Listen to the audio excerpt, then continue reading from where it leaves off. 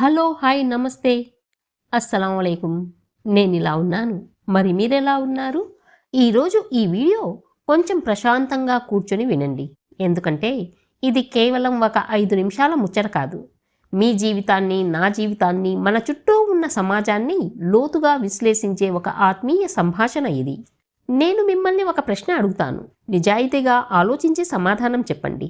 మన సమాజంలో ఒక అలిఖిత చట్టం ఉంది. అదేంటో తెలుసా? మనకు 60 ఏళ్ళు వచ్చాయా? రిటైర్మెంట్ పేపర్ చేతికి అందిందా? పిల్లల పెళ్ళిళ్ళు అయిపోయి వాళ్ళు స్థిరపడ్డారా? ఇక మన పని అయిపోయింది. సమాజం మనల్ని ఒక మూలన కూర్చోబెడుతుంది. మన మనసు కూడా ఇక నా వల్ల ఏమవుతుందిలే అని అలసిపోతుంది. ఉదయం లేవడం, కిటికీలో నుంచి బయట ప్రపంచాన్ని చూడడం, టీవీ ఛానళ్లు మార్చడం, రాత్రి ఎప్పుడవుతుందా అని ఎదురు చూడడం. 60 ఏళ్ల తర్వాత జీవితం అంటే ఇంతేనా అండి? ఒక రేఖ గీసినట్టు మన చుట్టూ ఒక గీత గీసుకొని కేవలం మరణం కోసం రోజులు లెక్క పెట్టుకుంటూ బతకాలా? లేదు, అస్సలు కాదు. నేను చెప్తున్నాను కదా, 60 ఏళ్ల తర్వాత జీవితం ముగిసిపోదండి. నిజానికి అసలైన స్వేచ్ఛ మీ సొంత జీవితం ఇప్పుడే ప్రారంభమవుతుంది. ఇప్పటి వరకు మీరు బ్రతికిన బతుకంతా ఒక ఎత్తు. ఇకపై మీరు జీవించబోయే జీవితం ఒక ఎత్తు. గడిచిన 60 ఏళ్లలో మీరు సమాజం కోసం బ్రతికారు, బాధ్యతల కోసం బ్రతికారు, పిల్లల భవిష్యత్తు కోసం మీ రక్తాన్ని చెమటగా మార్చారు. మరి మీకోసం మీరు ఎప్పుడు బతుకుతారు? మీ మనసులోని ఆశలను ఎప్పుడు తీర్చుకుంటారు? ఈ వీడియోలో మనం చాలా విషయాలు మాట్లాడుకుందాం. 60 ఏళ్ళు దాటిన తర్వాత కూడా ఖాళీగా ఉంటూ డిప్రెషన్లోకి వెళ్లకుండా మనసుకు నచ్చిన పనులు చేస్తూ సెకండ్ ఇన్నింగ్స్ని ఒక పండగలా ఎలా మార్చుకోవాలో కొన్ని అద్భుతమైన ప్రాక్టికల్ మార్గాలను ఈరోజు మీతో పంచుకోబోతున్నాను. ఈ వయసులో కొత్త హాబీలు ఎలా మొదలు పెట్టాలి? మనల్ని మానసికంగా కుంగదీసే ఒంటరితనాన్ని ఎలా జయించాలి? డిజిటల్ ప్రపంచంలో మనం ఎలా యాక్టివ్గా ఉండాలి? నలుగురికి ఉపయోగపడేలా మన జీవిత అనుభవాలను ఎలా మార్చాలి? వీటన్నింటి గురించి ఈ వీడియోలో వివరంగా మనసు విప్పి మాట్లాడుకుందాం. చివరి వరకు చూడండి, ఎందుకంటే ఈ వీడియో ముగిసేసరికి మీ వయసు 60 అయినా మీ మనసు మాత్రం 20 ఏళ్ల యువకుడిలా, యువతిలా కొత్త ఉత్సాహంతో ఉరకలు వేస్తుంది. 60 ఏళ్ళు రాగానే మనలో వచ్చే మొదటి మార్పు శరీరంలో కాదు, మనస్సులో. రిటైర్మెంట్ రోజు ఆఫీసు నుంచి ఇంటికి వచ్చేటప్పుడు కార్పొరేట్ ప్రపంచం మన చేతిలో ఒక మెమెంటో పెడుతుంది. వ్యాపారం చేసే వాళ్ళైతే ఇక పిల్లలు చూసుకుంటారులే అని పక్కకు తప్పుకుంటారు. ఆ మరుసటి రోజు ఉదయం నిద్ర లేవగానే ఒక పెద్ద శూన్యం మనల్ని ఆవహిస్తుంది. ఇంతకాలం పొద్దున్నే లేచి క్యారేజ్ సర్దుకొని బస్సులకో బైకులకో పరిగెత్తిన కాళ్ళు ఒక్కసారిగా ఇంట్లోనే ఆగిపోయేసరికి మెదడుకి ఏం చేయాలో పాల్పోదు. ఇక్కడే చాలామంది చేసే పెద్ద పొరపాటు ఏంటో తెలుసా? నా బాధ్యతలు తీరిపోయాయి, ఇక నేను విశ్రాంతి తీసుకోవాలి అని అనుకుంటారు. కానీ గుర్తుంచుకోండి, విశ్రాంతి వేరు, నిశ్చలత వేరు. శరీరాన్ని కూర్చోబెడితే మనసు పరిగెడుతుంది. ఆ పరుగు ఎటువైపు ఉంటుందో తెలుసా? నెగిటివిటీ వైపు ఉంటుంది. నన్ను ఇప్పుడు ఎవరు పట్టించుకుంటున్నారు? నా అవసరం తీరిపోయిందిగా, పిల్లలు వాళ్ళ లోకంలో బిజీగా ఉన్నారు. ఇలాంటి ఆలోచనలు మనల్ని నెమ్మదిగా డిప్రెషన్లోకి నెట్టేస్తాయి. అందుకే 60 ఏళ్ల వయసు తర్వాత మనం చెయ్యాల్సిన మొదటి పని మన దినచర్యను మనమే తిరిగి రాసుకోవడం. మనం 20 ఏళ్ల వయసులో ఉన్నప్పుడు ఎన్నో కలలు కన్నాం. ఎవరికో పెయింటింగ్ వేయాలని ఉండేది, ఇంకెవరికో చక్కగా పాటలు పాడాలని ఉండేది, ఇంకెవరికో కథలు రాయాలని లేదా దేశమంతా చుట్టేయాలని ఉండేది. కానీ అప్పట్లో ఏమైంది? ఇప్పుడు ఇవన్నీ చేస్తే ఇల్లు గడిచేదెలా? పిల్లల ఫీజులు కట్టాలి, లోన్లు తీర్చాలి, సమాజం ఏమనుకుంటుంది? ఈ ప్రశ్నలన్నింటికీ భయపడి మనకు నచ్చిన కలలను లోపల పూడ్చేసి ఒక యంత్రంలా బతికాం. కానీ ఇప్పుడు ఆ బాధ్యతల సంఖ్యలు అన్నీ తెగిపోయాయి. పిల్లలు స్థిరపడ్డారు, మీ చేతిలో సమయం ఉంది. మరి ఆ పాత అలవాట్లను, కలలను బయటకు తీయడానికి ఇంతకంటే మంచి సమయం ఇంకేముంటుంది చెప్పండి? చాలామంది పెద్దవాళ్లకు మొక్కలు పెంచడం అంటే ఇష్టం. మీ ఇంట్లో చిన్న స్థలం ఉన్నా లేదా అపార్ట్మెంట్ బాల్కనీ ఉన్నా సరే కొన్ని కుండీలు తెచ్చుకోండి. ఒక విత్తనం నాటి అది మొలకెత్తి ఆకు తొడిగి పువ్వు పూసే వరకు ప్రతిరోజు దాన్ని గమనించండి. అది మీలో ఒక కొత్త ఆశను, ఉత్సాహాన్ని నింపుతుంది. ప్రకృతితో గడిపే సమయం మీ రక్తపోటును, మానసిక ఒత్తిడిని అద్భుతంగా తగ్గిస్తుంది. మీ జీవితంలో ఎన్నో అనుభవాలు ఉన్నాయి. మీరు చూసిన మనుషులు, మీరు దాటి వచ్చిన కష్టాలు, మీరు గెలిచిన సందర్భాలు, వీటన్నింటినీ ఒక డైరీలో రాయడం మొదలుపెట్టండి. అది పెద్ద నవల కానక్కర్లేదు. మీ మనసులోని భావాలను కాగితంపై పెట్టండి. మీ తర్వాతి తరాల పిల్లలకు మీ జీవిత చరిత్ర కంటే అతి పెద్ద ఆస్తి ఇంకేం ఇవ్వగలరు? ఈ వయసులో పాటలు నేర్చుకోవాలా, ఈ వయసులో పెయింటింగ్ బ్రష్ పట్టుకోవాలా అని అస్సలు అనుకోకండి. వయసు అనేది కేవలం చర్మానికి వచ్చే మడతలకు మాత్రమే, మనసుకు కాదు. ఈ రోజుల్లో ఆన్లైన్లోనే ఎన్నో నేర్చుకోవచ్చు. సంగీతం వినడం లేదా నేర్చుకోవడం వల్ల మీరు ఎప్పుడూ ఉల్లాసంగా ఉండవచ్చు.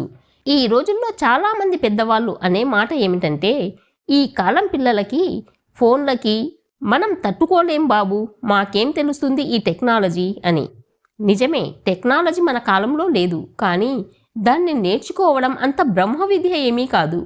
60 ఏళ్ళు దాటిన తర్వాత కూడా కొత్త విషయాలు నేర్చుకుంటూ ఉంటే మెదడులోని నరాలు చురుగ్గా ఉంటాయి. వృద్ధాప్యంలో వచ్చే మతిమరుపు వంటి వ్యాధులు రాకుండా ఉంటాయి.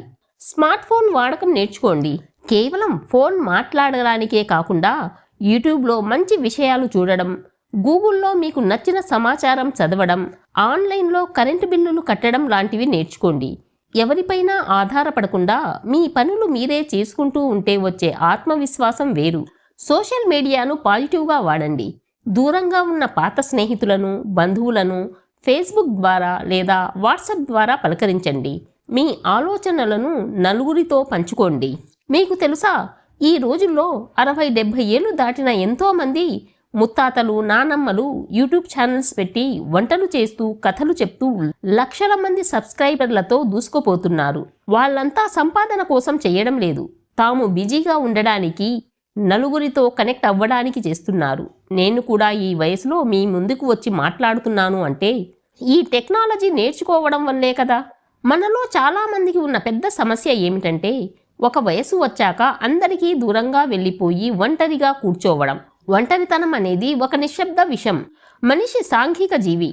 నలుగురిలో లేనప్పుడు మనసు తనను తాను తిట్టుకోవడం మొదలు పెడుతుంది.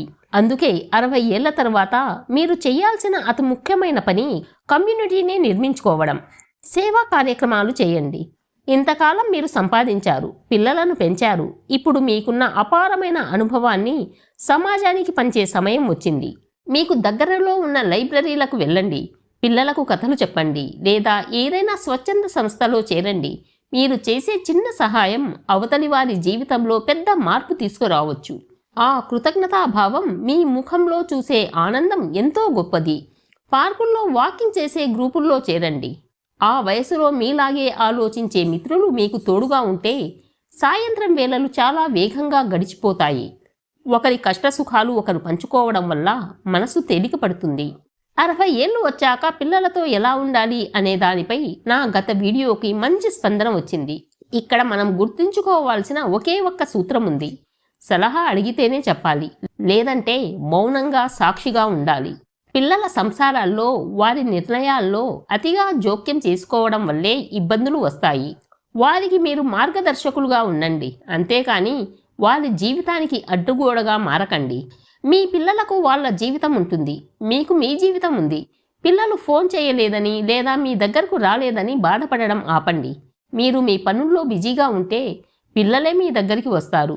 మనవళ్ళు, మనవరాళ్లతో ఆడుకోవడం ఒక వరం, కానీ వాళ్లను పెంచే బాధ్యత పూర్తిగా మీ భుజాలపై వేసుకోకండి. మీరు కేవలం ప్రేమను పంచే బామ్మగా, తాతయ్యగా ఉండండి. అది మీకు కూడా ఒక సరికొత్త ఉత్సాహాన్ని ఇస్తుంది. ఆరోగ్యమే మహాభాగ్యం అని ఊరికే అనలేదు. 60 ఏళ్ల తర్వాత శరీరం కొంచెం అలుపు కోరుకుంటుంది, దాన్ని అర్థం చేసుకోండి. కానీ దానిని పడుకోబెట్టకండి. జీవితంలో ఎన్నో తుఫాన్లను చూశారు. ఇప్పుడు మీకు కావాల్సింది ప్రశాంతత. రోజుకు కనీసం 20 నిమిషాలు ధ్యానం చేయండి. మీ శ్వాసపై ధ్యాస పెట్టండి.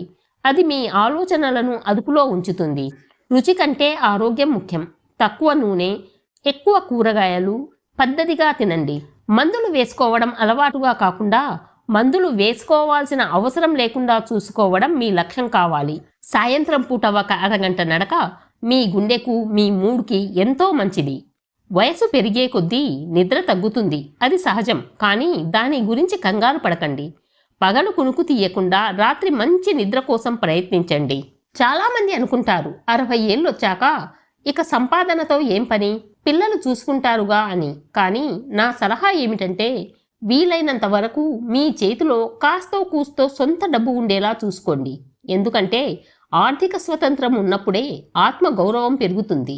చిన్న చిన్న అవసరాల కోసం ఎవరి ముందో చెయ్యి చాపాల్సిన పరిస్థితి రాకూడదు. అంతేకాదు, ఈ వయసులో సంపాదన కోసం కాకపోయినా కేవలం మన బుర్రకి పనిపెట్టడానికైనా టైంపాస్ కోసం చిన్న చిన్న వ్యాపారాలు లేదా కన్సల్టెన్సీలు చేయవచ్చు. మీరు టీచర్గా రిటైర్డ్ అయితే పక్కింటి పిల్లలకో పేద పిల్లలకో ట్యూషన్లు చెప్పండి. ఇంట్లోనే తయారు చేసే పచ్చళ్ళు, పొడులు లేదా టెర్రస్ గార్డెన్లో పండించే ఆర్గానిక్ కూరగాయలను తెలిసిన వారికి అమ్మడం. దీనివల్ల లాభం ఎంత వస్తుందనేది ముఖ్యం కాదు. రోజంతా మనం ఒక బాధ్యతతో ఉత్సాహంగా బిజీగా ఉంటాం. ఈ వయసులో అందరినీ వేధించే అతిపెద్ద సమస్య ఒంటరితనం. పిల్లలు ఉద్యోగాల రీత్యా వేరే ఊర్లలోనో విదేశాల్లోనో ఉండొచ్చు, లేదా మనతోనే ఉంటూ వాళ్ళ పనుల్లో వాళ్ళు బిజీగా ఉండవచ్చు. అటువంటప్పుడు మనం ఒంటరిగా ఫీల్ అవ్వడం సహజం. కానీ ఒక్కటి గుర్తుపెట్టుకోండి, ఒంటరిగా ఉండడం వేరు, ఒంటరితనాన్ని అనుభవించడం వేరు. మీతో మీరు గడపడం నేర్చుకోండి. మీకు నచ్చిన పాటలు వినండి. పాత ఫోటో ఆల్బమ్ చూస్తూ ఆ మధుర స్మృతులను నెమరు వేసుకోండి. వీలైతే ఒక పెంపుడు జంతువును తెచ్చుకోండి. అవి మీపై చూపించే నిష్కల్మషమైన ప్రేమ మీ ఒంటరితనాన్ని క్షణాల్లో మాయం చేస్తుంది. రోజులో కనీసం ఒక్కసారైనా మీ పాత స్నేహితులతో ఫోన్లో మాట్లాడండి. ఆనాటి కాలేజీ రోజులు, చిన్ననాటి ముచ్చట్లు మాట్లాడుకుంటుంటే మనసు ఎంత తేలికవుతుందో మీకే తెలుస్తుంది. ఇంతసేపు ఓపిగ్గా ఈ విషయాలన్నీ విన్నందుకు ధన్యవాదాలు. చివరిగా నేను మీతో ఒకే ఒక్క మాట చెప్పాలనుకుంటున్నాను. మన జీవితం ఒక అద్భుతమైన పుస్తకం లాంటిది. మొదటి 20 ఏళ్ళు చదువుతో గడిచిపోయింది. తర్వాతి 40 ఏళ్ళు ఉద్యోగం, పెళ్లి, పిల్లల బాధ్యతలు, ఇలా ఇతరుల కోసం జీవించడంతో పేజీలు నిండిపోయాయి. మరి చివరి అధ్యాయాన్ని ఖాళీగా వదిలేస్తారా? 60 ఏళ్ళు దాటాయంటే జీవితం ముగిసిపోలేదండి. పుస్తకంలో ఒక కొత్త చాప్టర్ మొదలైంది. ఈ చాప్టర్కి రచయిత మీరే, హీరో మీరే. ఎవరి కోసమో ఎవరి మెప్పు కోసమో బతకాల్సిన అవసరం లేని ఒక అద్భుతమైన స్వేచ్ఛా సమయం ఇది. మనుషులు మాట్లాడకపోతే బతకలేమా? బంధువులు దూరమైతే మన జీవితం ఆగిపోతుందా? అస్సలు ఆగదు. మీ సంతోషం ఇతరుల చేతుల్లో లేదు, అది మీ మనసులోనే ఉంది. మనసు ముసలిదవ్వనంత వరకు శరీరం ఎప్పటికీ అలసిపోదు. ఉదయాన్నే లేవగానే ఈరోజు నా మనసుకు నచ్చిన పని ఏం చెయ్యాలి అని ఆలోచించండి. ముఖంపై ఒక చిన్న చిరునవ్వుతో, గుండె నిండా ధైర్యంతో మీ సెకండ్ ఇన్నింగ్స్ని ఈరోజే, ఇప్పుడే ప్రారంభించండి. జీవితాన్ని భారంగా కాదు, ఒక పండగలా గడపండి. ఈ వీడియో ద్వారా మీలో కొంచెమైనా కొత్త ఆశ, ఉత్సాహం కలిగాయని నేను నమ్ముతున్నాను. ఈ విషయాలు మీ మనసుకు నచ్చినట్లయితే మీ స్నేహితులకు, మీ ఇంట్లోని పెద్దవారికి తప్పకుండా షేర్ చేయండి. మీరు మీ 60 ఏళ్ల తర్వాత జీవితాన్ని ఎలా ఆనందంగా గడుపుతున్నారో లేదా ఏం చెయ్యాలనుకుంటున్నారో కామెంట్ బాక్స్లో నాతో పంచుకోవడం అస్సలు మర్చిపోకండి. ఈ వీడియో నచ్చినట్లయితే లైక్ చేయండి, షేర్ చేయండి అండ్ సబ్స్క్రైబ్ చేయడం మర్చిపోవద్దు. మరో మంచి వీడియోతో మళ్ళీ కలుద్దాం.